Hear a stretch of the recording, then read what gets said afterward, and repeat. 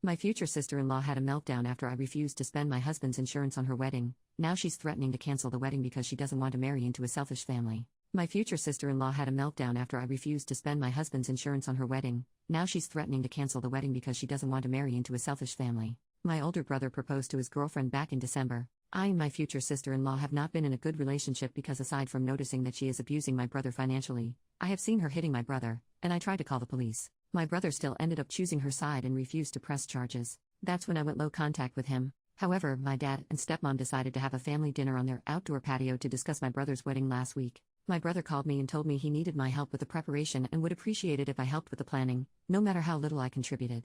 I agreed because I knew it would be one of the most memorable events of his life, and I should be there to support him no matter how I hated his bride-to-be. Dinner was uneventful, but afterward, my future sister-in-law pulled out a 3-ring binder and started handing out information packets about her wedding. When and where she wanted it, pictures of dresses she was considering, colors, ideas for catering, pictures of cakes, everything a well-prepared bride could come up with.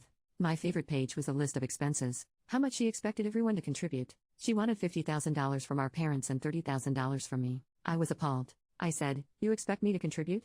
That's hilarious." I was met with a stern gaze from my future sister-in-law. "Oh my god, you're serious?" "Yeah, that's not happening." Cue the meltdown from the bride-to-be. Her dad speaks up and tells her that her parents would give her $70,000 to do what she wanted. She started crying. My dad chimes in and says, "Yeah, between the three of us, we will pay for a nice rehearsal dinner for 30 people and an open beer and wine bar at the reception. That's it." Then she lost it, and she started screaming, like holding her hands over her ears and shouting, "Why is everyone trying to ruin my life?" So I said, "This is where I leave." She stands up, comes to me, and gets in my face, telling me it's all my fault. She said I have money from my husband's insurance, so I should be willing to spend it on her because she will be a family. I just laughed, looked at my brother, and said, "Good luck with all that," and walked out. My SIL blew my phone up for 2 days, calling me names and telling me how awful I was. I haven't talked to my brother, but my dad said the wedding planning has been put on hold while she reevaluates whether she wants to marry into a selfish family. My stepmom told me the day after that she and my dad had seen SIL act like a brat a few times toward my brother, but never anything like that night at dinner.